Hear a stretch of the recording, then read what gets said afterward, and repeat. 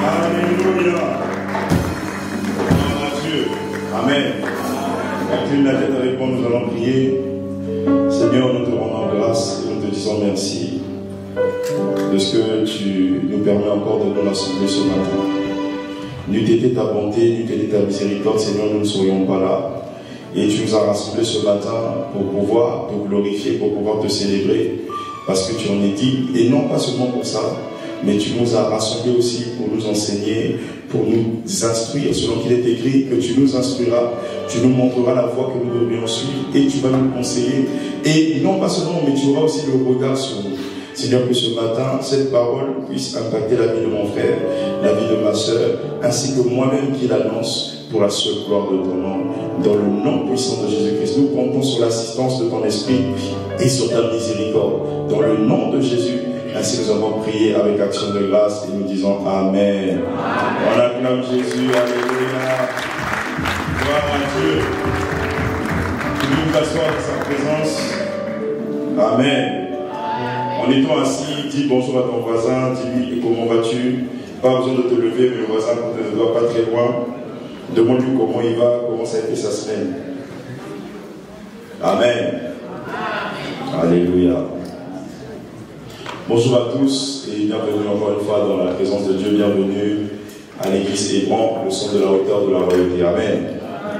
Et aujourd'hui, j'ai l'occasion, par la grâce de Dieu, de vous apporter la parole. Et je bénis Dieu pour l'opportunité qu'il m'a donnée. Et je bénis son serviteur, Papa Blanchard, qui m'a donné l'occasion de parler aujourd'hui. Amen. Donc merci Papa et que Dieu te bénisse. Amen. Et aujourd'hui, nous allons partager un sujet qui est quand même important et qui, durant cette année 2025, à partir de cette année 2025, va t'aider à prospérer. Amen. C'est la parole que nous avons reçue en décembre 2024 et qui nous conduit durant cette année 2025. Et je dis à partir, parce que c'est pas qu'on va prospérer seulement cette année 2025, non, mais c'est à partir de cette année que nous allons prospérer jusqu'aux années à venir. Amen. Et mercredi, un récap pour ceux qui n'étaient pas là, mercredi nous avons parlé du fait de compter sur Dieu qui est le maître des temps et des circonstances. Amen. Dis à ton voisin que Dieu est le maître des temps et des circonstances.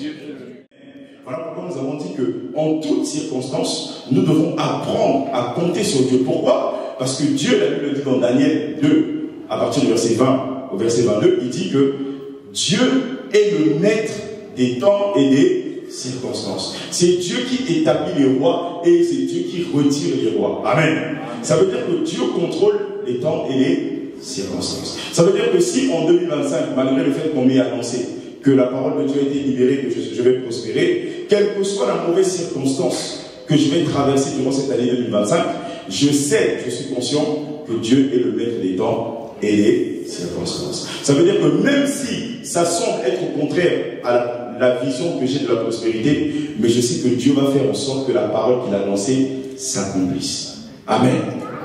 Et nous avons lu Psaume 127. On va le lire, ouvrons nos Bibles dans le Psaume 127 pour que nous comprenions, parlons ensemble. Psaume 127.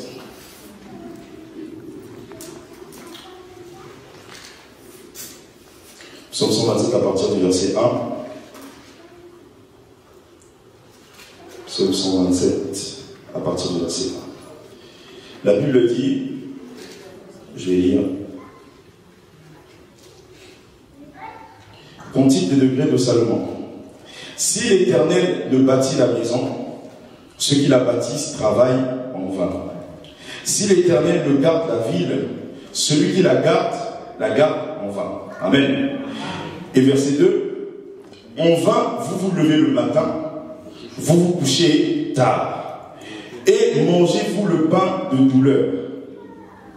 Il en donne autant à ses bien-aimés pendant leur sommeil. Amen. J'aime bien la version Semeur qui dit au verset 2, oui, il est en vain que vous vous levez très tôt et de vous coucher tard et de vous donner tant de peine à gagner pour gagner votre pain, car Dieu en donne autant à ceux qui lui sont chers pendant qu'ils dorment. Amen. Et mercredi, nous avons dit que c'est vrai qu'il faut travailler pour prospérer. C'est vrai qu'il faut payer un prix pour voir la réussite dans sa vie. Mais la vérité est aussi qu'il y en a qui travaillent, mais ce n'est pas pour autant qu'ils réussissent. Amen.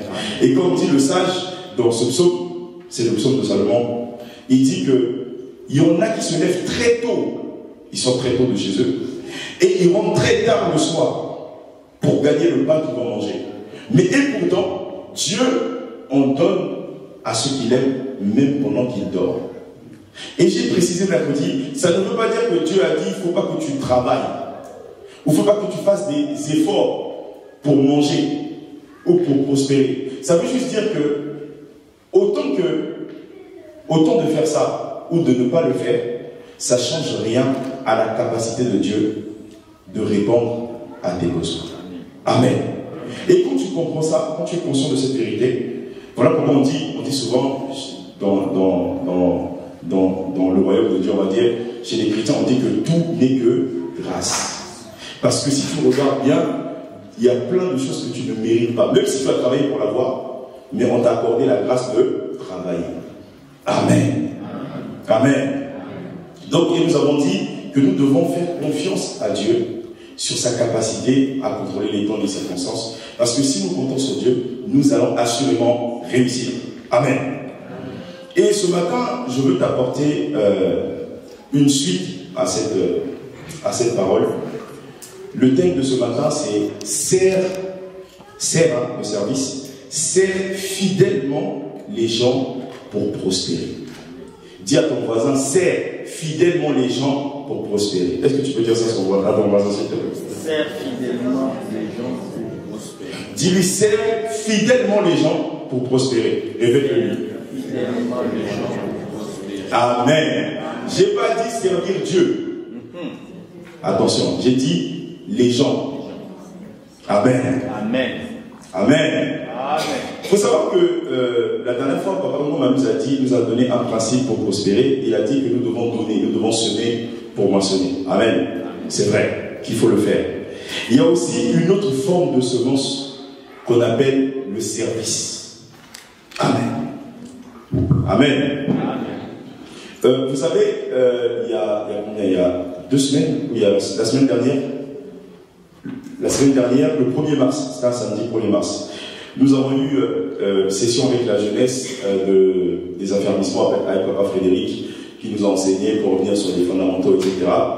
Et à la fin, Papa Frédéric a fini avant le temps. Du coup, je me suis dit, bon, je vais profiter du temps qui reste pour partager encore autre chose avec les jeunes. Et à la fin, j'ai parlé avec un frère qui me disait à la fin, oui, ça vient et tout, et en plus il est présent. Et donc, au premier culte, je l'ai appelé, j'ai dit, reviens au deuxième culte parce que cette parole te concerne aussi. Amen. Il me dit, alors, ça vient, j'ai des projets, mais il y a quelque chose qui me freine. J'ai dit, qu'est-ce qu'il y a? Il m'a dit, je n'ai pas d'argent. Ok. Je lui ai dit, mais d'accord, tu n'as pas d'argent, ok. J'ai dit, est-ce que tu as besoin d'argent pour faire en sorte que ton projet puisse fonctionner? Il m'a dit oui. Il m'a dit, en plus, j'ai besoin de beaucoup d'argent. Il m'a précisé beaucoup d'argent. Et je lui ai dit au frère, l'argent n'est pas un problème. Il m'a regardé avec les gros yeux. Il m'a dit, quoi? Qu'est-ce que je raconte là? J'ai dit, frère, l'argent n'est pas un problème. Il m'a dit, non, comment tu peux dire ça? Justement, c'est l'argent qui me manque. J'ai dit, il m'a dit qu'il a fait partie, il est rentré dans un groupe pour apprendre comment les autres ont accompli leur projet. J'ai dit, c'est bien. Parce qu'au moins, tu apprends les erreurs que les autres ont fait et tu les évites et tu trouves le moyen comment les contourner. Et il m'a dit, mais le problème, c'est l'argent. J'ai dit, frère, ton problème, ce n'est pas l'argent. Le problème, premièrement, c'est d'abord ton projet. Amen. Et les compétences que tu as. Je lui ai dit, il était choqué, je lui ai dit, frère, il y a des gens dans ce monde qui ont l'argent, mais qui n'ont pas de projet. Alléluia. Et il y a aussi des gens qui ont des projets qui n'ont pas d'argent. Or, si ton projet est assez solide, je te garantis que tu trouveras des gens qui seront prêts à mettre de l'argent dedans. Amen. Je dis, ton problème, ce n'est pas l'argent. Et il me dit, vu comme ça, je comprends. Et j'ai dit oui. Parce qu'il y a des gens, dans ce monde. J'ai dit, regarde, très simple. C'est pour ça que je parle du service. Regardez, par exemple, ce qu'a fait Jeff Bezos, le gars d'Amazon. Ok? S'il y a des gens qui commandent sur le site Amazon, ok? Vous commandez des articles ou je sais pas quoi, un truc des habits, je sais pas quoi, n'importe quelle plateforme. Ok? Dites-moi, vous n'êtes pas heureux de commander et que le vêtement ou l'objet que vous avez commandé vienne chez vous à la maison sans que vous vous déplaciez? On est d'accord que vous êtes content. Parce que ça vous fait gagner du temps. Ça vous évite de monter jusqu'à Paris, d'aller à Saint-Maximin, surtout ceux qui sont à pied, d'aller à Saint-Maximin, vous descendez comme ça. On est d'accord? Mais comment Jeff Bezos a commencé? Dans un garage. Aujourd'hui, il a beaucoup d'argent, mais il a commencé dans un garage. Et il a commencé à livrer des bouquins, des livres, comme ça. Et aujourd'hui, mais il n'y a aucune entreprise qui teste Amazon au niveau logistique. Il n'y a personne, aucune. Mais il a commencé avec des livres. Et il n'avait pas d'argent pour que Amazon devienne ce qu'il est devenu. Mais il y a des gens qui ont cru en ce projet et qui avaient l'argent, mais pas d'idée. Je te dis, il y a des gens ici, ils dorment sur Paris, à New York, au Congo, au RDC. Il y a des gens qui ont beaucoup d'argent, mais ils n'ont juste pas la créativité. Voilà pourquoi on vous dit à l'église, Dieu vous a forcément donné quelque chose. Amen. Dieu a mis quelque chose en chacun d'entre nous pour devenir riche. Yes. Oui, oui. En toi, il y a quelque chose que tu sais faire qui va te faire devenir riche. Le problème, c'est que tu penses que pour commencer, il faut l'argent. Non. Il y a des gens qui ont l'argent, qui cherchent des gens comme toi, qui ont des idées, qui ont de la créativité. Et quand il a commencé, il a dit, ah d'accord, donc ça veut dire que je n'ai pas besoin d'argent. J'ai dit, exactement. J'ai dit, travaille sur le projet, apprends encore sur le projet, aiguise tes compétences, et tu verras que quelqu'un finira par mettre l'argent dedans. Et Dieu va faire en sorte que tu trouves quelqu'un. Ne t'inquiète pas pour ça. Pourquoi? Parce que Dieu est le maître des temps et des circonstances. Amen. Parce que Dieu va te faire rencontrer avec quelqu'un. Amen. Est-ce que quelqu'un comprend? Et en même le côté, on a dit Joseph. Dieu est le Dieu des opportunités. Amen. Voilà pourquoi il faut que tu serves les gens. Et le pasteur l'a dit après moi. Il a dit, c'est pour ça que quel que soit l'endroit où tu te retrouves, sers fidèlement les gens. Fidèlement, ça veut dire quoi? Avec soin. Tu donnes le meilleur de toi-même, comme si c'était ton travail à toi. Et le pasteur l'a dit, il a dit, parce qu'aujourd'hui, ce qui m'amuse, surtout sur Internet, non, il faut devenir entrepreneur. Vous savez la tension que ça donne l'URSSAF? Non, parce que entrepreneur, tu sais que vous savez, les charges de l'URSSAF correspondent à 45% de ton chiffre d'affaires. C'est énorme. C'est énorme. Ça veut dire que si tu fais 100 € de chiffre d'affaires, c'est-à-dire que tu as vendu 100 €, là-dedans, l'URSSAF à 45 €. Vous voyez comment c'est beaucoup? Et généralement, vu que je suis dans un cabinet, généralement, mes clients, les clients qui bouffent l'argent trop là, vous savez ce qui se passe? Ils ont toujours des dettes et l'URSSAF. Et l'URSSAF ne te lâche pas. Et l'URSSAF, c'est la seule dette, les dettes sociales, parce que les dettes fiscales, on peut enlever, on peut oublier. Les dettes sociales sont les seules dettes où même si tu meurs, les enfants vont payer. C'est les seules dettes. Hein. Fiscalement, l'administration peut dire, oh non, c'est bon, on comprend tout ça. Mais social, tu vas payer, parce que c'est avec ça qu'on paye la CAF, qu'on paye les gens, comment dire, les hôpitaux. Tu vas payer quelqu'un, on va trouver quelqu'un qui va payer à ta place. Et la plupart des gens, pourquoi ils veulent devenir entrepreneurs? Parce qu'ils veulent forcément se sortir de la subordination d'un patron. C'est pas mauvais, mais c'est parce que tu ne veux pas servir quelqu'un et que tu es orgueilleux que tu veux aller entreprendre. C'est pas la bonne motivation, mon frère. Tu vas mourir, tu vas voir. Mais je te dis sérieusement, il y a des gens qui font des dépressions, qui se suicident. Mais vraiment même. Je ne dis pas que entreprendre c'est mauvais. Mais c'est la motivation pour la faire. Il y en a, c'est parce que, vu que mon patron m'a mal parlé, à partir de maintenant, moi je crée mon entreprise. Mais tu es parti sur la base de quoi? Tu vois que c'est simple. Toi, quand tu as un salaire, c'est sûr qu'on va te payer. C'est sûr et certain. Mais le patron, il n'est pas sûr d'avoir une rémunération. Ah oui, il est obligé de te payer toi. Toi, tu dors, tu te lèves le matin, tu vas travailler. Lui, pendant que toi, tu dors, lui ne dort pas. La question, c'est les prochains virements vont revenir dans les comptes des salariés au mois. Amen.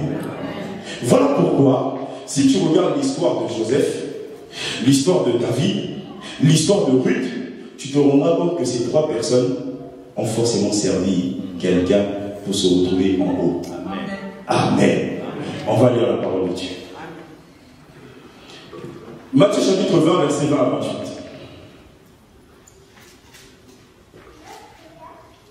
Matthieu chapitre 20, verset 20 à 28. Je dis au nom de Jésus. La Bible dit, alors la mère des fils de Zébédée s'approcha de Jésus avec ses 2 fils et se prosterna pour lui faire une offrande. Il lui dit, que veux-tu? Jésus pose la question du coup. La femme répond, ordonne, lui dit-elle, que mes 2 fils que voici soient assis dans ton royaume, l'un à ta droite et l'autre à ta gauche. Jésus répondit, vous ne savez pas ce que vous demandez. Pouvez-vous boire la coupe que je dois boire? Elle répond, c'est même pas la maman qui répond, c'est les fils derrière qui répondent, nous le pouvons, dire-t-il, donc les garçons. Et il leur répondit, il est vrai que vous pourrez boire ma coupe, mais pour ce qui est d'être assis à ma droite et à ma gauche, cela ne dépend pas de moi, et il ne sera donné qu'à ceux à qui mon Père l'a réservé. Maintenant, les autres disciples, ils étaient donc les 10 autres. Ils ont dit, la Bible dit, les 10 ayant entendu cela, que les 2 ont envoyé leur maman pour aller négocier la place, ils furent indignés contre les 2 frères. Voilà pourquoi la Bible ne parle pas de religion. Ça parle d'un gouvernement. Quand Jésus parle quand il dit à ta droite, à ta gauche, parce qu'ils savent que Jésus a annoncé un royaume, il a dit je suis roi. Donc ils ont déjà vu le pouvoir, ils se sont dit, ils se sont imaginés comment Jésus va gouverner. L'un sera à gauche, l'autre à droite. Le reste, on ne sait pas, on va les mettre, mais en tout cas, nous, on les place. Amen. Et ça, si les 10 autres ont été indignés, parce qu'eux aussi, ils avaient un plan. Eux aussi voulaient les hauts fonctions du gouvernement. Amen. Et la Bible dit, Jésus les appela et dit, écoutez ce que Jésus va dire, il dit, vous savez que les chefs des nations les tyrannisent. Les présidents, les rois, ce sont des tyrans. Les gens qui commandent par la peur. Et il dit, et que les grands les asservissent. Il n'en sera pas de même au milieu de vous. Mais, quiconque, ça veut dire n'importe quiconque veut être grand parmi vous, qu'il soit votre serviteur. Et quiconque veut être le premier parmi vous, qu'il soit votre esclave. Et il dit, c'est ainsi que le Fils de l'homme est venu, non pas pour être servi, etc. Jésus tape encore sur la mentalité des disciples pour leur dire que la manière, le schéma que vous avez vu dans le monde, dans le royaume, ça ne fonctionne pas comme ça. Dans le monde, on tyrannise, on met des pots de banane, on critique. Ah, moi, j'aime pas trop le travail de Maxi. Non, pasteur, tu vois, non, je pense que tu devrais me mettre à sa place. Non. C'est pas comme ça que ça marche avec Dieu. Amen. Et eux, ils tyrannisent, ça veut dire qu'ils font du mal. Ils oppressent les autres. Ils font beaucoup de manipulation. Mais j'ai dit, si vous voulez être le plus grand, soyez le serviteur des autres. Vous savez, servir les autres, il faut être humble. Et comment? Il faut être humble. Parce que quand Jésus dit serviteur des autres, c'est que tu peux tomber sur un autre qui est peut-être moins intelligent que toi, qui est peut-être moins gradé que toi. Vous savez, c'est dur de servir quelqu'un où tu penses, constamment, tu sais que lui, je suis meilleur que lui. Mais Jésus dit, lui, même si tu es meilleur que lui, vu que c'est lui qui est établi, tu dois servir. Et en faisant ça, tu vas devenir le plus grand. Amen. Maintenant, combien de personnes réussissent à servir les autres? Amen. Et comme le pasteur disait, vous voyez, le royaume de Dieu, c'est ça qui est dur. Voilà pourquoi je comprends Romains 12:2, comment l'apôtre Paul dit, ne vous conformez pas au siècle présent, mais soyez transformés par le renouvellement de l'intelligence. Bien aimé, j'ai fini par comprendre que le problème de l'être humain, on monte ou on descend, son problème c'est toujours sa mentalité. Toujours. Dans n'importe quelle situation, si vous cherchez la cause de la chose, c'est la manière dont la personne aperçoit les choses qui lui pose problème. Amen. Et nous, on a tous appris dans le monde. C'est comme ça. Dans le monde, papa, par exemple, si papa Blanchard travaille avec moi, papa Blanchard va aller m'accuser faussement chez le boss pour que, au cas où on le vire, et moi je prends sa place. Et j'ai même dit aux frères, comment tu expliques que dans une entreprise, il y en a un, tu fais le même travail que lui, mais on ne vous paye pas le même salaire. J'ai dit, pose-toi la question. Oh non, mais des fois, il y a du racisme. J'ai dit, mon gars, oublie ça d'abord. Oublie ça. Pose-toi la question, pourquoi lui, imaginons que lui, on lui paye 2500 €. Toi, on te paye 2000. Sur le net, ça fait quand même beaucoup, parce que sur le brut, c'est beaucoup plus que ça. Amen. Tu vas dire quoi? C'est injuste.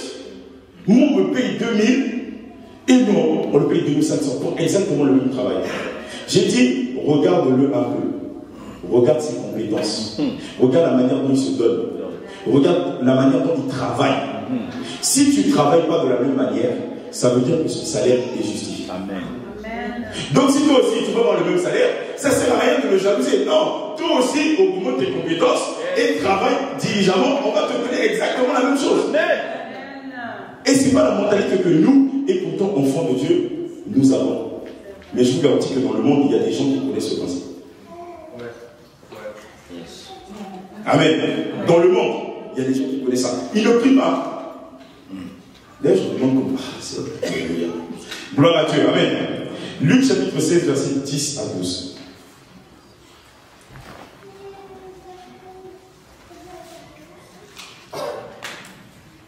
Luc chapitre 16, verset 10 à 12. Je lis au nom de Jésus. Jésus dit, si quelqu'un est fidèle dans les petites choses, on peut, c'est la version secondaire que je lis, on peut aussi lui faire confiance pour ce qui est important. Mais celui qui n'est pas fidèle dans les petites choses, ne l'est pas pour ce qui est important. Si donc vous n'avez pas été fidèle dans la gestion des richesses injustes, qui vous confiera les véritables? Et Jésus dit, si vous n'avez pas été fidèle dans la gestion du bien d'autrui, qui vous donnera celui qui est personnel, vous est personnellement destiné. Amen. Amen. Jésus pose la question. Voilà pourquoi moi ça m'amuse qu'il y ait des gens, surtout dans les églises, parce qu'il y a des gens comme ça, bah, après moi j'ai entendu, j'ai vu quelques histoires. Il y a des gens, ils servent par exemple le pasteur, ok, ils servent le pasteur Blanchard, et ils considèrent que le pasteur Blanchard ne lui donne pas assez de place pour exprimer son ministère. Amen. Sauf qu'il n'a pas servi le pasteur Blanchard fidèlement. Je vais vous dire c'est quoi servir fidèlement, on va voir dans la Bible. Il n'a pas servi le pasteur fidèlement. Sauf qu'il est parti, il a quitté l'autorité et le leadership du pasteur Blanchard. Il est parti créer son église. Amen, vous suivez? Moi, sans être prophète, j'ai même pas besoin de voir. Je sais que tu vas échouer. Je sais que tu ne vas pas réussir. Même si tu as l'onction. Au moins, tu sais ce qui vous trompe, c'est quoi? C'est parce que, tu sais, ils ont fait ça à Moïse. Hein.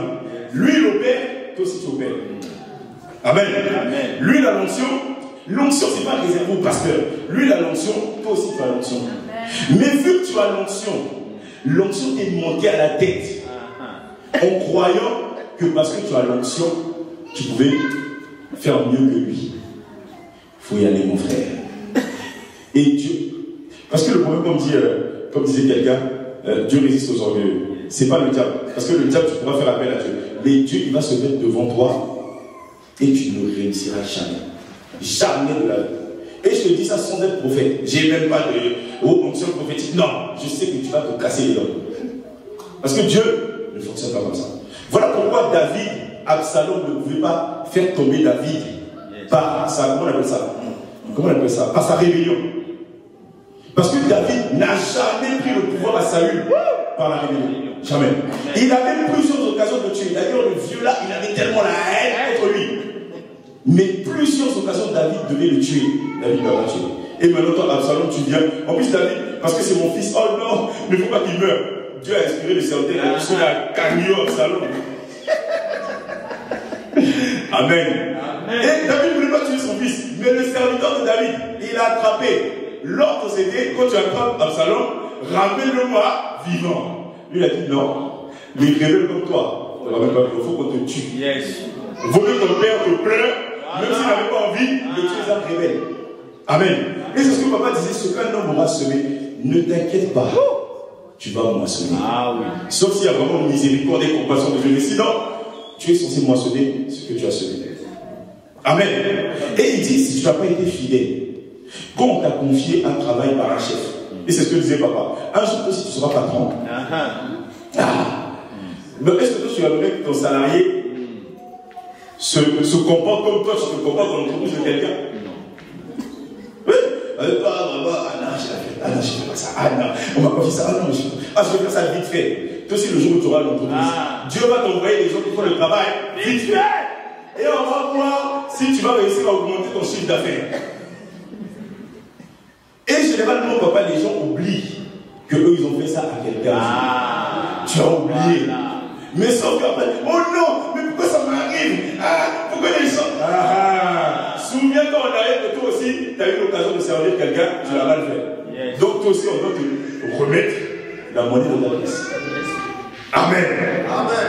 La Bible dit, je vais le lire rapidement, Josué chapitre 1, verset 1 à 2, la Bible dit, après la mort de Moïse, serviteur de l'Éternel, l'Éternel dit à Josué, fils de Nun, serviteur de Moïse. Pas serviteur de Dieu. Et pourtant, voilà pourquoi j'aime quand papa vous m'avait dit, nous ne sommes pas des serviteurs de Dieu. Au début, ça m'a choqué. Comment ça, on n'est pas des serviteurs de Dieu? Mais c'est vrai, c'est qu'on sert Dieu, c'est vrai, mais on sert Dieu en servant les gens. Yes. Et là, on te dit, Dieu dit mon serviteur Moïse. Le jour où Aaron et sa soeur Myriam, parce qu'eux aussi ils avaient l'onction, eux aussi c'était des prophètes, c'était des hommes de power, ils ont essayé d'ouvrir la bouche et de murmurer contre Moïse. Dieu a dit, bon, ok, on va établir les choses correctement. Vous deux, vous servez, c'est vrai. Mais tu vois, Moïse, c'est vrai que je vous parle, mais il faut séparer des songes, pas possible. Mais Moïse, c'est face à face. Pour vous montrer que même si vous aussi je vous parle, mais je ne vous parle pas de la même manière que je parle à Moïse. Donc respectez et honorez Moïse. Que l'onction ne demande pas à la tête. Amen. Amen. Donc tu es obligé.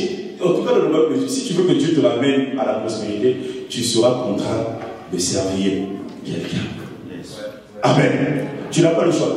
Soit tu trouves ta prospérité par ton propre chemin. De toute façon, il y a d'autres chemins, moi je ne te cache pas. Dans le monde, il y en a qui réussissent sans Jésus. Yes. Ah oui, il y a des gens qui y arrivent sans Jésus. Mais, à la fin, il ne faut pas pleurer. Mais Dieu dit, moi si tu veux mon chemin, la finalité est bonne, mais voici le chemin par lequel on passe. Yes. Si tu ne sers pas les autres, ne t'attends pas à être servi. Amen. Amen. Est-ce que quelqu'un comprend? Amen. Amen. Et tu as ça, bon on va pas le lire, hein, mais vous connaissez tous l'histoire de Joseph. Et Joseph, si Joseph, on a fini par lui donner la gestion de tout l'Égypte, c'est parce que Joseph est passé maison par maison et par la prison. Et à chaque fois, Joseph a montré qu'il était capable de gérer le peu qu'on lui donnait. Yes. Amen. Voilà pourquoi Dieu, pour t'emmener loin, il t'emmènera toujours auprès de quelqu'un qui va t'apprendre les choses. Yes. Surtout moi, je déteste les gens qui disent moi j'attends que Dieu me donne la révélation. Tu vois, Dieu va t'apprendre tout, mais tu es qui? Donc Dieu va tout apprendre à toi et à personne d'autre. Tu es qui? Bon, même si tu es enfant, tu vas dire, je suis l'enfant de mon père. Ok, bon. Mais comme ton père, il sait que si tu apprends tout, tu vas devenir orgueilleux. Pour te rendre humble, il faut que tu ailles apprendre auprès de quelqu'un. Yes. Même si demain, tu vas faire mieux que lui, mais au moins, c'est lui qui t'a appris. Comme ça, quand tu vas arriver, tu vas dire, ouais, je suis devenu ce que je suis devenu, mais Dieu est passé par quelqu'un. Dieu passe toujours par les gens. Amen. Le jour où tu méprises la personne, bah, sache que tu as raté ta bénédiction. Amen. Amen. Tu as toujours besoin d'apprendre auprès de quelqu'un. David était le futur roi d'Israël. Mais dis-moi pourquoi le petit David s'est retrouvé, après la scène de Goliath, s'est retrouvé en train de combattre auprès de Saül. Et il gagnait des combats pas pour lui, mais pour le roi Saül. Et pourtant, il sait pertinemment que le trône là, ça lui revient. Regardez l'humilité de David. Amen. Amen. Et il a servi. Et le problème aussi, bah, c'est les femmes d'Israël qui ont ouvert leur bouche et ont dit elles ont commencé à célébrer David. Oh, David a tué 10 000. Saül a tué 1000. Saül a dit Ma popularité baisse. Aïe, aïe, aïe. À cause de qui? À cause du petit David. Il dit, ok, à partir de maintenant, David, Nanayo, Bitumbaran. Et Saül, malheureusement, il n'a pas fini. Mais il en voulait à David. Pourquoi? Juste parce que les gens ont dit, et ça, c'est l'erreur. Voilà pourquoi, même si, voilà pourquoi je dis, dans la vie, il faut avoir des amis comme des Jonathan. Amen. Parce que Jonathan, ami avec David, vous connaissez tous l'histoire, hein? Et c'est pour ça que David se souvient de Méphibosheth après. L'amitié de David et Jonathan, David savait qu'il était le prochain roi. Jonathan savait aussi que David était le prochain roi. Sauf que son père Saül, selon la coutume, voilà pourquoi. Non, Dieu est trop fort. Même si c'était établi comme ça, Dieu va t'introduire là où tu n'étais pas prévu. Dieu dit, bon, à partir de maintenant, on arrête la coutume, c'est lui, on met à la place. Amen. David n'a famille, dans la liste de sa famille, il n'y a personne qui est de près ni de loin lié à Saül. Personne. Donc Dieu va prendre quelqu'un qu'on ne connaît pas, dans la famille, déjà ce qui n'est pas prévu qu'il devienne roi. Le prochain roi, normalement, c'est Jonathan. Grâce sur grâce. Parce que c'est le fils de Saül. Sauf que Dieu a dit, ça va se passer autrement. À la place, c'est le petit David qui va être là. À cause de son cœur, à cause de son attitude. Et qu'est-ce que ça va faire? C'est que Jonathan va se lier d'amitié avec le jeune David. Un jour, Saül va lui dire, petit, je sais ce que tu fais. Parce qu'il faisait ça discrètement, parce qu'il sait que son père est en train de poursuivre David. Donc à chaque fois, il vient dire à David, sache qu'on va venir te chercher. David il fuit. Du coup, un jour, Saül a dit à Jonathan, il a dit, je sais que dans le secret, tu vois David. Amen. Il a dit, mais tu n'es pas intelligent. Parce que celui qui mérite ce trône, c'est toi. Comment tu peux te lier d'amitié avec quelqu'un d'autre qui va prendre ta place?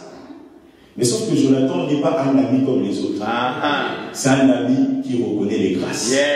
Il a vite compris que sur la course au trône, David est plus qualifié que moi. Donc au lieu que je mette des bâtons dans les roues de David, il vaut mieux que je laisse David. Et c'est l'alliance qu'ils ont fait le jour où Saül et Jonathan sont morts. Ce soir-là, la Bible dit que, je crois le soir, Jonathan est venu voir David et ils ont fait l'alliance. Ils ont dit, un de nous, aussi, un de nous qui s'en sort, qu'on pense à la famille de l'autre. Ils ne voulaient pas se battre, mais c'était comme ça. Il fallait que ça se passe comme ça. Amen. Et dans la vie, on a très rarement des gens comme des Jonathan. Des gens qui acceptent, tu vois, même si tu es meilleur que moi, c'est pas grave. Donc, il faut savoir coopérer dans la vie. Amen, on a plein de Seigneur. Il faut savoir coopérer dans la vie. Comme on dit chez nous, chez les Congolais, on dit COP, on coupe selon COP, mais c'est coopération. Tu vois, il faut savoir coopérer. Tu vois que l'autre a une trajectoire de devenir telle personne. Tu dis, bon, mon frère, tu vois, non, moi je reconnais que toi, même si je sais que quand ta place ça ne marchera pas, je reconnais que toi, tu as une habilité. Mais regarde, tu vois, quand tu vas arriver là-bas, prends-moi, c'est le mot, tu vois, dans un poste. C'est ça que vous voyez en Afrique. Vous en voulez au président. Le président, il a grandi avec des gens. Même si c'est pas bien. Mais quand même, il y avait des amis. Il a dit, bon, c'est vrai que le pays va aller pas, mais quand même, c'est un ami. Je ne dis pas que c'est bien, mais je dis juste que c'est compréhensible. Amen. Je ne dis pas que c'est bien, je dis que c'est compréhensible. Ça se comprend. Et il y a des amis comme ça. Oh, il y a des amis, voilà pourquoi comme Joseph, bon, ok, c'est pas grave, Dieu voulait que ça se passe comme ça. Mais Joseph n'aurait jamais dû raconter ses rêves à ses frères. Mais Dieu voulait que ça se passe comme ça. Amen. Mais il ne faut pas toujours, il y a des, faut pas toujours dire. Parce qu'il y a des gens qui veulent la même chose que vous. Il y a des gens qui veulent le même poste que vous. Tu n'es pas le seul. Et en plus, toi, tu sais l'erreur qu'on commet souvent. Bon, je ne critique pas l'église, hein. Je ne critique pas le corps de Christ. L'erreur qu'on fait souvent, c'est qu'on se dit quoi? Innocemment, on dit, on est enfant de Dieu. Et comme dit le pasteur, tout le monde ici, là, comme on est là, il y en a beaucoup qui ne sont pas enfants de Dieu. Amen. Et même si tu es enfant de Dieu, on n'est pas sûr que ton âme est restaurée. On n'est pas certain. Parce que ça trouve que tu es né de nouveau, mais tu as quand même un peu de jalousie dans l'âme. Ah oui, mon frère, tu es enfant de Dieu, mais on sait. Et naïvement, on se dit, non, c'est mon frère. Vraiment, quand il va apprendre ça, ça va devenir son sujet de prière. Non, ça va devenir son sujet de combat. Au lieu d'intercéder pour toi, il va se battre contre toi. Donc, papa, il faut fermer la bouche. Amen. C'est pas parce qu'on t'a donné une prophétie que ça va forcément s'accomplir. Il y a beaucoup qui sont morts, qui sont allés dans la tombe avec des paroles de Dieu. Ah oui! Et tu dis comme ça, avant tu n'avais pas de combat, tu ne t'es pas, mon frère, d'un coup. Et tu te mets à te battre. Et toute ta vie, c'est une lutte. Et un jour aussi, tu quittes la terre. Enfin, c'est fini. C'est terminé. Parce qu'une fois que tu meurs, c'est fini. Hein. Même si tu vas au ciel, tout ça, c'est terminé. La vie de la terre, c'est fini. Donc tu vivras la prochaine fois qu'on reviendra. Mais sur la terre, c'est terminé. Amen. Dis à ton voisin, serre quelqu'un. Serre quelqu'un. Serre quelqu'un. Serre quelqu'un. Amen. On va lire une dernière histoire pour finir. C'est l'histoire de Ruth. Amen. Amen. Vous savez, Ruth, c'était une Moabite qui déjà n'était pas censée se marier avec quelqu'un comme Boaz. Amen. Amen. Bon, comme Dieu, il sait faire les choses. Parce que normalement, c'est une femme étant en Israël, une Israélite, qui aurait dû se marier avec le roi Boaz. Mais vous voyez la fidélité. Non, la fidélité en même temps, on va aller voir. On va faire chronologiquement l'histoire de Ruth, mais très rapidement. Ruth chapitre 1, verset 15 à 18. Ruth chapitre 1, verset 15 à 18. Je vous explique, c'est que Ruth et Orpa, c'était les deux belles filles de maman Naomi. Maman Naomi avait avait deux fils. Et les deux, finalement, sont morts. Donc, ces belles filles, Orpa et Ruth, ne sont plus liées par le mariage, par les deux époux qu'ils avaient. Du coup, Orpa a eu l'occasion de s'enfuir.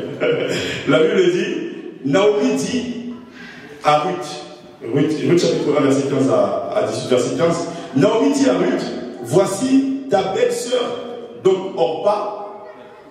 Parce que avant, maman Naomi dit, maintenant que je n'ai pas de fils, je suis déjà devenu âgé, vous n'allez pas attendre que j'aurai pas d'enfant, vous n'allez pas attendre que j'ai un fils et qu'il grandisse et que vous puissiez l'épouser. Donc ça ne sert à rien.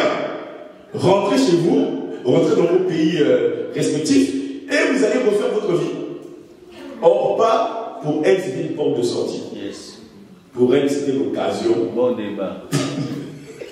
C'était l'occasion de partir. Mais regardez l'attitude de Ruth. Ruth dit avant, ouais, mais maman de lui, je paraphrase, ton pied, mon pied. Là où tu vas, j'irai. Ton Dieu sera mon Dieu, etc., etc. Et pourtant, elle sait qu'en Israël, les gens de son espèce, on n'aime pas. Quel risque? Maintenant, si tu arrives là-bas, Naomi, elle va montrer parce que c'est son pays, mais toi, on va te couper la tête. Quel risque? Elle a dit, même si on va dans la souffrance, maman de Naomi, on va aller ensemble. Ruth 1, 15 à 10. La Bible dit, Naomi dit à Ruth, voici ta belle-sœur et retournez vers son peuple et vers ses dieux. Retourne comme ta belle-sœur. Toi aussi, c'est comme, ça ressemble à la question que Jésus a posée aux disciples. Vous aussi, qu'est-ce que vous attendez pour partir? Amen. Et Ruth lui dit, Ruth répondit, ne me presse pas de te laisser, de retourner loin de toi. Où tu iras, j'irai. Où tu demeureras, je demeurerai. Ton peuple sera mon peuple, ton Dieu sera mon Dieu, etc. etc. Amen. Et ensuite, après cette scène, Ruth rentre avec Naomi en Israël. Et un jour, Ruth chapitre 2, on va un peu beaucoup lire Ruth chapitre 2, Ruth chapitre 2, verset 1 à 13. On va lire petit à petit. T'inquiète pas, on est en train d'atterrir. Amen. Ruth chapitre 2. Parce que vous voyez, il y a des gens, il y a des... On va arriver là-bas. Amen. Vous savez, il y a des gens qui cherchent le mariage. Bon, tout le monde, c'est la volonté de Dieu de se marier. Amen. Amen. Amen. C'est la volonté de Dieu de se marier. Mais il faut savoir qu'il y a un type d'homme qui se marie avec une catégorie de femmes. Amen. Où il y a aussi une catégorie de femmes qui se marient avec un type d'homme. Est-ce que quelqu'un comprend? Vous savez, bon après je regarde ça dans les films. Des fois dans les films, ça arrive que un homme ultra riche, ultra puissant, épouse une femme qui vient, excusez-moi l'expression, qui vient des bas-fonds et qui ne vient pas de son milieu. Amen. Vous savez c'est quoi le problème? C'est que moi je vais te présenter à ma famille. Ma famille peut t'accepter, ça va. Mais le jour où je vais faire une soirée avec des gens de mon milieu, parce que tu sais, quand tu vas pas grandir dans un environnement, tu n'as pas forcément les mêmes choses ne vous intéressent pas. Vous comprenez ce que je veux dire? C'est que si tu as grandi à Cré, il n'y a pas le même sujet de conversation que les gens qui ont grandi dans le 16e arrondissement de Paris. Vous comprenez ce que je veux dire ou pas? C'est pas méchant, mais c'est comme ça. Ok? C'est-à-dire que quand tu arrives à une soirée où on parlera que ces derniers temps, la bourse, je sais pas quoi.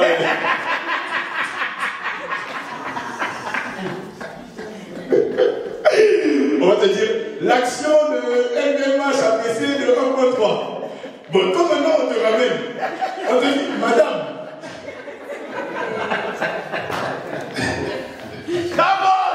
Madame, vous en pensez quoi?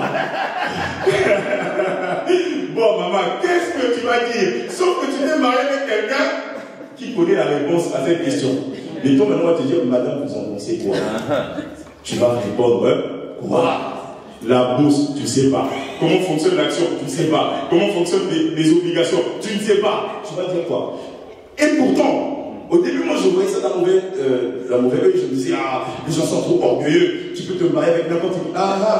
Parce que ça, vous savez que juste sur cette scène que je vous raconte, si le mari avait des titres et des actions de sa société, si on voit cette scène et qu'il y avait des actionnaires de sa société, là où il est, par exemple, le chef de la société, demain, tout le monde vend les actions et l'entreprise coule. Ah oui, c'est comme ça que les actions montent, descendent. C'est juste sur les rumeurs comme ça, on a entendu quelque chose. Ah, tout le monde vend. Quand tout le monde vend, le marché sait qu'il se passe quelque chose. Tout le monde ne peut pas vendre ses titres comme ça. Si tu vends, c'est que quelque part quelqu'un a l'information, donc tout le monde va vendre. Amen. Mais, type de femme, je répète, type d'homme. Non mais, c'est pas méchant. Non mais sérieux, c'est la vérité. Moi aussi avant j'avais la mentalité de me dire, mais c'est toujours comme ça. Mais c'est pas vrai. C'est vrai que la personne peut apprendre, et je dis, c'est pareil pour un homme aussi. Ah, parce qu'il y a des hommes... Ah oui. Amen. On lit la parole de Dieu. Les gens pensent que maman Ruth a eu son mariage parce que maman Naomi lui a dit, va le soir dans sa chambre. Non. La première fois, comme on dit au Lingala, Ruth a côtoyé Boaz. C'était quoi? Elle travaillait dans le champ. Amen. On va lire, on prend le but. Ruth chapitre 2, verset 1 à 13. La Bible dit, Naomi avait un parent de son mari. C'était un homme puissant et riche de la famille d'Elimelech et qui se nommait Boaz. Ruth la Moabite dit à Naomi, laisse-moi. C'est pas Naomi qui a dit à Ruth, c'est Ruth qui a proposé à Naomi. Et elle dit, laisse-moi, je te prie, aller glaner des épis dans le champ de celui aux yeux duquel je trouverai grâce. Elle lui répondit, va ma fille. Et elle alla glaner dans un champ derrière les moissonneurs. Et il se trouva par hasard, regarde comment tu fais les choses, par hasard, que la pièce de terre appartenait à Boaz, qui était de la famille d'Elimelech.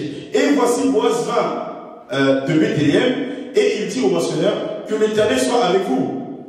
Ils lui répondirent, que l'Éternel te bénisse. Et Boaz dit à son serviteur chargé de surveiller les moissonneurs, il dit, à qui cette jeune femme? Donc on voit à qui appartient cette jeune femme. Cette jeune femme appartient à qui? On lui dit, le serviteur chargé de surveiller les moissonneurs répondit, c'est une jeune femme, moi, on a précisé, au cas où, patron, tu voulais t'intéresser à elle, laisse-moi te préciser qu'elle est Moabite. C'est une femme Moabite qui est revenue avec Noémie du pays de Moab. Elle a dit, permettez-moi de glaner et de ramasser les épis entre les gerbes, derrière les moissonneurs. Depuis ce matin qu'elle est venue, c'est pas l'entreprise à son père, ni à quelqu'un de sa famille. Depuis ce matin qu'elle est venue, elle a été debout jusqu'à présent. Et il ne s'est reposé qu'un moment dans la maison. Wow. Je suis sûr que vos vieux Boaz se dit, il y a beaucoup de femmes qui travaillent ici. Mais jamais on a rendu témoignage au sujet d'une femme de la manière dont on rend témoignage au sujet de Ruth. Amen. Bon, il faut lire Proverbe 18 ans, parce que souvent ils disent, moi je suis une femme éligée. Il faut lire Proverbe 18 du début jusqu'à la fin, tu vas voir. Tu vas voir si tu te retrouves dedans. Elle dit, verset 8, Boaz dit à Ruth, écoute ma fille, ne va pas glaner dans un autre champ. Ça, un patron peut te dire ça en voyant la qualité de ton travail. On te dit petit, ne pars plus. Le jour où tu veux partir, je suis prêt à libérer le chèque. Ne pars pas. Il n'y a pas des gens comme toi. Amen. Il dit, ne va plus dans un autre champ. Ne t'éloigne pas d'ici et reste avec mes servantes. Regarde où l'on moissonne dans le champ et va après elle. J'ai défendu. Ça là déjà élévation. J'ai défendu à mes serviteurs de te toucher. Donc, des fois, les serviteurs avaient des habitudes compliquées. Et quand tu auras soif, tu iras au vase et tu boiras de ce que les serviteurs ont. Les serviteurs sont plus élevés que ceux qui moissonnent dans le champ. Mais maintenant, on change. Maintenant, les serviteurs vont te servir à toi, la moissonneuse, de l'eau. On continue de lire. Il dit, verset 10. Alors elle tomba sur sa face et se prosterna contre elle. Et elle lui dit, comment ai-je trouvé grâce à tes yeux pour que tu t'intéresses à moi qui suis une étrangère? Boaz lui répondit, on m'a apporté tout ce que tu as fait à qui? Pour qui? Ta belle-mère. Waouh! Regardez la fidélité de Dieu. Amen. Il dit, j'ai entendu ce que tu as fait pour ta belle-mère. Depuis la mort de ton mari, et comment tu as quitté, quel sacrifice ton père et ta mère et le pays de ta naissance pour aller vers un peuple que tu ne connaissais point auparavant. Que l'Éternel te rende ce que tu as fait et que ta récompense soit entière de la part de l'Éternel, le Dieu d'Israël, etc. Verset 13, il dit, et elle dit, oh que je trouve grâce à tes yeux, mon Seigneur, car tu m'as consolé et tu as parlé au cœur de ta servante, et pourtant je ne suis pas comme l'une de tes servantes. Plus tard, vous verrez que Boaz va dire à Ruth, maintenant tu vas manger sur la table avec nous. Mais Ruth a fait quoi? Est-ce que Ruth, elle a montré son corps, elle a montré son... Non. Juste une attitude que la plupart des gens n'ont pas. Boaz a vu. Il a dit, j'ai vu les gens, et toi, j'ai jamais vu. À cause de ce que tu viens de faire, tu mérites de venir sur la table. Et c'est comme ça que Dieu place les gens. On va toujours rendre témoignage à Dieu. Amen. Amen. Sers quelqu'un. Sers fidèlement. Un jour, quelqu'un posera la question. Comme au sujet de David, comme au sujet comment il s'appelle, de Joseph, ou comme au sujet de Ruth. On me demandera. Les gens qui prospèrent dans la vie et qui servent les gens. Servir les gens, ça veut dire quoi? C'est-à-dire solutionner leurs problèmes. Yes. Parce qu'il y a beaucoup de gens qui viennent. Ah, moi j'ai identifié le problème c'est ça. Mais c'est quoi la solution? Parce que c'est bien que tu aies identifié le problème. Mais comment on le résout? Les gens qui réussissent à résoudre des problèmes, c'est les gens à qui on donne des places élevées. Amen. Et ça, tu le feras qu'en servant les gens. En servant ton voisin, en servant ta voisine, ou dans ton travail, etc. Quel que soit le moment où tu te retrouves. Si tu sers les gens, tu finiras par être élevé. Voilà pourquoi, comme je disais au frère, moi, l'argent, ça ne me fait pas peur. Ah non, je sais comment avoir l'argent. Oui, Dieu vient de me donner la réponse. Je n'ai même pas besoin de prier, oh Seigneur, envoie les millions. Je sais comment avoir l'argent. Je sers les gens. Un jour, quelqu'un posera la question. Alléluia. En fait, je cherche quelqu'un. J'ai envie de confier. J'ai un travail là. Moi, je voyais souvent. Mais j'ai envie de faire un truc. Mais je ne sais pas qui met. Parce que toi, on te met, comme disait quelqu'un, au Congo. Et il y a des gens comme ça. Tu le prends, hein, tu le mets dans ta boutique. Tu fais je fais un kiosque. ou une alimentation qu'on fait au bled. Je te dis, bon d'accord, à partir de maintenant, ça vient, c'est toi qui gères. Maintenant, tu gères, tu es le nouveau patron, tu me reçois des comptes et tu me donnes l'argent à négocier des trucs. Bon, toi, on te met là. Même si tu galères, il faut être fidèle. Yes, yes. Il dit, je te laisse là. Et ça vient, il a pris le poste. Donc, chaque soir, quand il doit avoir de l'argent, je ne sais pas à qui, dans les 20 000 francs CFA de recettes, ça vient à retirer 2 000 francs. Ok? Le patron ne t'a pas vu. Mais le poste là-haut là, il t'a vu. Yes. Je fais ça tout le temps. Tout le temps. Et pourtant, et tu t'attends à ce que Dieu te confie beaucoup plus. Maintenant, si sur 20 000 francs ou sur 200 euros, tu voles 50 euros. Maintenant, si je te confie 15 millions, tu vas voler combien? 1 million. Même beaucoup plus. Parce que plus tu vas prendre le goût, il faut encore voler. Et là, comment tu veux que Dieu te confie des grandes choses? Dieu ne peut pas. Tu as déjà montré avec peu que tu es capable de voler. Donc si je te confie 15 millions, tu vas aussi voler. Même si tu dis, oh non, entre temps je vais changer. Donc aussi, tu ne vas pas changer. Tu vas voler encore beaucoup plus. Et même si le patron ne te regarde pas, et même le pasteur dit ça, même si le pasteur ne te voit pas à l'église, là-haut, là, il y a quelqu'un qui te regarde. Amen. Il y a quelqu'un qui te voit. Un jour, il y a, comment il s'appelle, j'ai oublié son nom, mais c'est un gros artiste italien, j'ai oublié son nom. C'est lui qui a fait le... Comment on appelle ça? Il a fait un truc là, dans l'église catholique. Il a fait... Ouais, il a fait un truc dans le... j'ai oublié comment il s'appelle. Le gars là, un jour, il y a un ami avec qui vient, le soir, parce qu'à l'époque, il a fait ça. Ouais, il n'y a pas vraiment d'électricité. Donc, il avait la lampe, tout ça galère. Et son ami lui dit, mais pourquoi tu te donnes la peine de faire autant de détails? Il n'y a personne dans la pièce avec toi. Il dit, il faisait ça pour l'église. Il a dit, même s'il n'y a personne qui me voit, Dieu est en train de m'observer. Yes. Et si c'était moi, bon, honnêtement, si c'était moi, j'aurais pas pris le risque. En plus, t'es dans des trucs compliqués, tu peux tomber, tu peux te casser la tête. Mais il a dit non. Même, je donne le meilleur de moi-même parce que même si les gens qui m'ont confié le travail ne m'observent pas, Dieu est en train de me regarder. Amen. Proverbe chapitre 20, verset 6. Le dernier passage. Proverbe 20, chapitre verset 6. Et je vais te laisser avec ce passage. Vous savez, un jour, il y a des choses que je n'oublie jamais quand je fais des conversations avec des gens qui sont plus gradés que moi, ou qui sont plus hauts que moi, ou qui sont plus avancés que moi. Un jour, je me rappellerai, l'église n'était pas comme ça. Le pasteur a prêché.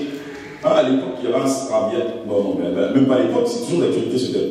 Je crois qu'on va faire un séminaire après sur ça. La graisse qui brise les joues.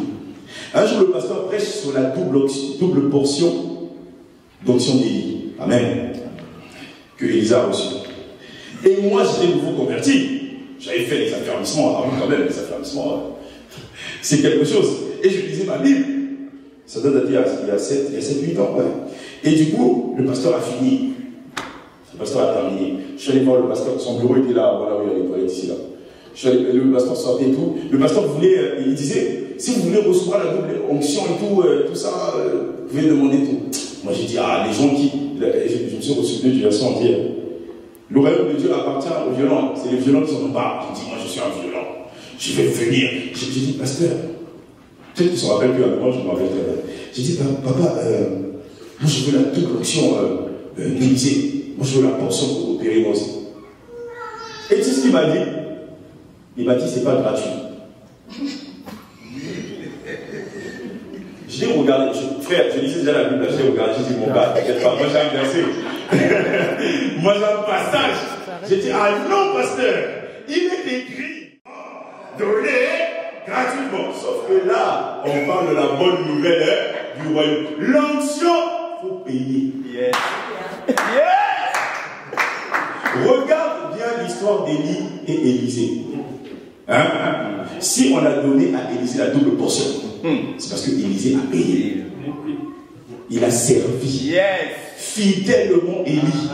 Même on lui disait, petit, tu sais que ton gars là il part. Il dit, c'est pas grave, mais rentre chez toi. Non. Je savais jusqu'à la fin. Voilà pourquoi il y a des gens, mon frère, il y a des gens à qui on ne refuse rien. Donc ne jalouse pas ton voisin. Il y a des gens comme ça. En plus, quelqu'un de ma famille a dit, petit, t'inquiète, tu vas finir essoufflé. Il dit, ah, comment ça? Et là, tu cours. Il dit, rendez-vous dans 2 ans. Tu vas quitter l'église. Je dis, ah. Mais non, moi, dans mon cœur, je me suis dit, Seigneur, finalement, on n'arrive jamais, c'est comment? Il y a des gens, c'est pas parce que tu as échoué, Seigneur. C'est pas parce que toi, tu n'as pas réussi, que nous, on va pas réussir. La grâce de Dieu et la miséricorde de Dieu est là. Amen. Et il y a des gens qui sont venus avant toi, qui parlent. Nous, quand on était dans la foi. Et aujourd'hui, monsieur, parce qu'un CV s'actualise. Hier, j'ai fait ça, aujourd'hui, il faut faire quelque chose. Ou récemment, il faut faire quelque chose. Et tu dis, nous, quand on était, petit, nous, on a connu ça. Hein, petit? Toi, tu ne vas pas tenir, petit.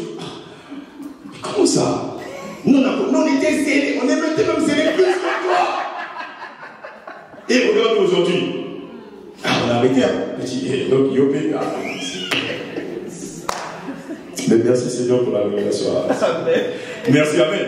Beaucoup de gens proclament leur bonté. Tout le monde dit du bien de lui-même. Mais comme on dit, papa, quand on parle de recommandation, il y a des gens qu'on recommande. Et il y a des gens qu'on ne recommande pas. Parce qu'ils sont non recommandables. Ah oui, il y a des gens, tu ne les recommandes pas.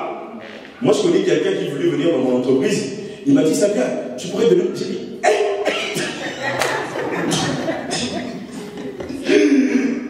dans mon corps, j'ai dit, je te connais, je sais comment tu es flemmard. Maintenant, je vais te mettre mon nom là-bas en disant, ah, c'est mon ami, prenez-le. Après, maintenant, quand ça va parler là-bas, c'est ça. Il m'a dit, tu es mon frère chrétien. J'ai dit, mon frère, oublie que je suis chrétien. Je ne veux pas. Amen. Et il y a des gens qui sont recommandables. Il y a des gens qu'on va poser la question, Pasteur Blanchard Piaga, vu que sa parole avec quoi? Il va venir me dire, ah, le petit là. Le petit là, il est comme ci, comme ça. Et la personne dit, ah, donc on va le prendre. Amen. Et il dit, plusieurs personnes proclament leur bonté, mais à l'homme fidèle, qui le trouvera? Que Dieu bénisse sa parole.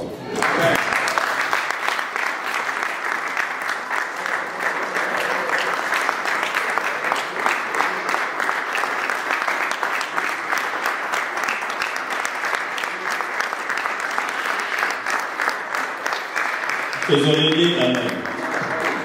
Est-ce qu'on peut se lever, on acclame le Seigneur? Ah, des acclamations maintenant, en fait. Ça, c'est tellement profond, c'est tellement fort. Si on était chez les anglophones, ils allaient commencer à courir là. Parce que les francophones, vous avez un grand problème. Amen. Ici. Amen. Avec la mentalité ni soumise, ni soumise. Oh, la France insoumise. C'est toute une pensée. Amen. Vous savez que Dieu te bénisse. Est-ce qu'on peut acclamer le Seigneur? Vous savez, ce qu'on vient de vous donner là, si ta vie ne change pas, dans 2 mois, il y a un problème. Je vous dis la vérité, c'est vraiment la clé. La clé des clés pour ton élévation, pour ton succès, pour ta prospérité. Est-ce qu'on peut te recommander? Est-ce que tu es recommandable? Amen. Vous savez, c'était cette semaine. Dans mon entreprise, il y a quelqu'un qui est venu, un intérimaire. Bon, il est passé par les autres gars. Après, on l'a envoyé chez moi. Après, à un moment donné, il me dit, qu'est-ce qui se passe? Tu es tellement bien, mais pourquoi tous les autres là ont peur de toi? J'ai peur de moi. là où je viens, dans telle équipe, tout le monde opère avec toi. Ah bon? J'étais un peu surpris. Comment ils ont peur de moi? Ils disent que tu es le chouchou des patrons. Amen. Je dis, ah bon? Je dis, mais non, je ne suis pas le chouchou des patrons, il ne faut pas qu'ils disent ça quand même. Vous savez pourquoi? Parce qu'à chaque fois, quand j'ai un rendez-vous, ça c'est la première chose que j'avais marqué à mon patron. Quand j'ai rendez-vous avec lui, j'ai fait des momies d'être au rendez-vous 30 minutes avant lui. Amen. Je me souviens, le dernier rendez-vous, c'était le mois qui vient de passer là, d'abord. On devait être ensemble avec lui à l'opéra, dans un numéro d'avant. Je suis déjà arrivé, j'étais déjà là. Vous savez, j'étais déjà là, je suis déjà monté. J'ai supervisé, je regardais tout, et ainsi de suite. Et après, quand lui, il arrive, il m'appelle. Je suis à côté. Je viens. Et on monte ensemble. Et c'est moi qui commence à me dire, non, ça, je vais vivre ça. Oh, j'étais déjà ici? Il m'a dit, oui, j'ai déjà fait l'inspection. Ah, d'accord, ok. Amen. Mais il a compris que j'étais là avant lui. Ça marque. Amen. Toi, tu as un rendez-vous avec ton patron. Donc, c'est le patron qui va t'attendre. C'est impensable. Un fils du royaume, c'est le principe. Amen. Et quand tu marques ton chef de la sorte, bien aimé, tu auras des surprises. Je vous assure, ce qu'il a dit là, si vous l'appliquez, bien aimé, vous aurez la facilité dans beaucoup de choses. Amen. Amen. Alléluia. Je vous assure, vous aurez la facilité de beaucoup de choses. Très fondamental même. Le service. Tu ne verras pas Dieu là. Amen. Amen. Tu ne verras pas Dieu. Vous savez, avant, quand on commençait à grandir un peu dans la foi, tu vois quelqu'un venir saluer l'homme de Dieu, il se met à genoux. On était choqués, scandalisés. Amen. Mais quand on grandit, on comprend. Ah non, c'est vrai, c'est normal. Amen. C'est normal. Je ne parle pas des abus, non. Je parle de la sincérité. Quand on le fait sincèrement, ça se voit. Amen. Et la personne qui le fait, c'est que je ne le fais pas pour cet homme, mais je le fais pour son Dieu. Que Dieu nous aide. Que Dieu nous aide. Tu veux aller grand. Dans les petites choses de la vie, applique-toi. Sois fidèle. Les hommes fidèles seront toujours cherchés. Tu peux avoir des capacités, des talents, tu sais faire ça, mais si tu n'es pas fidèle. Alléluia. Ça, vous devez apprendre à marquer les gens par votre fidélité.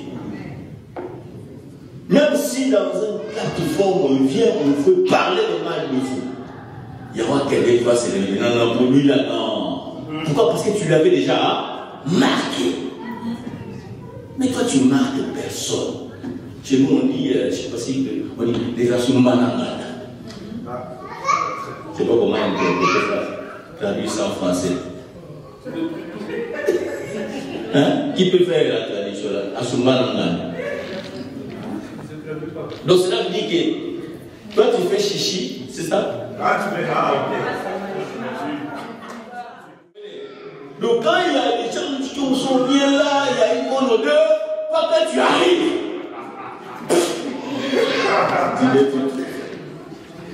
ne sois pas comme ça. Et les tels enseignements, tu attendras qu'ici,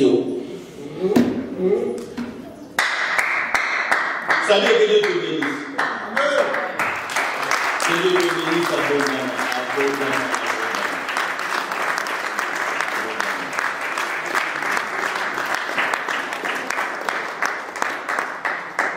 Vous savez, la parole est Dieu complémentaire des Écritures. Mais par rapport à l'amour, quand Dieu, quand j'aime Dieu, j'aime Dieu. qu'est-ce que tu as dit? Mais comment peux-tu dire que tu m'aimes si tu es incapable d'aimer celui que tu vois? Vous comprenez? Donc tu ne peux jamais dire que je sers Dieu au moment où tu es incapable de servir l'homme que Dieu a établi devant toi. Amen. Même ton patron, c'est Dieu l'a établi devant toi. Qu'il soit franc-maçon, qu'il soit bouddhiste, c'est ton autorité. Oh, moi je peux pas obéir à lui parce qu'il est franc-maçon. Qui t'a dit ça? Potiphar était qui? Il était juif. Hein? C'est comme si vous ne lisez même pas la Bible et la mienne. Alléluia. Encore une fois de plus, merci Papa Samia. Est-ce qu'on peut célébrer le Seigneur pour le ministère de cet homme? Voilà, Dieu. Amen. C'était quoi comme thème? Hein? Pardon? Oh. Non, pas vous. Hein?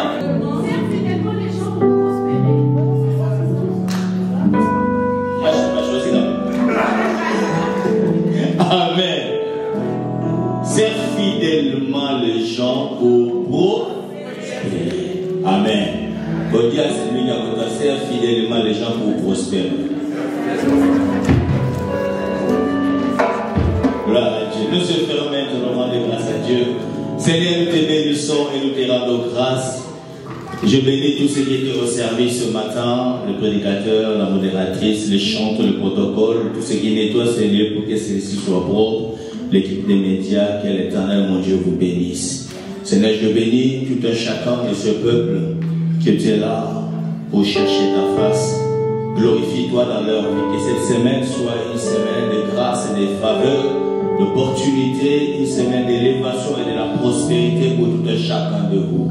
Que vos vies soient bénies, les enfants à l'école, au lycée, les enfants qui vont aller à l'université, que l'Éternel, mon Dieu, vous bénisse et vous accompagne tous. Au travail, que l'Éternel, mon Dieu, soit toujours avec vous, qu'il vous donne la force, la vigueur, afin que vous receviez la grâce et la faveur auprès de vos patrons, auprès de vos supérieurs, pour vos promotions, au nom de Jésus. Ainsi nous avons prié et nous disons Amen. Que Dieu vous bénisse et bon dimanche. Saluons les uns les autres.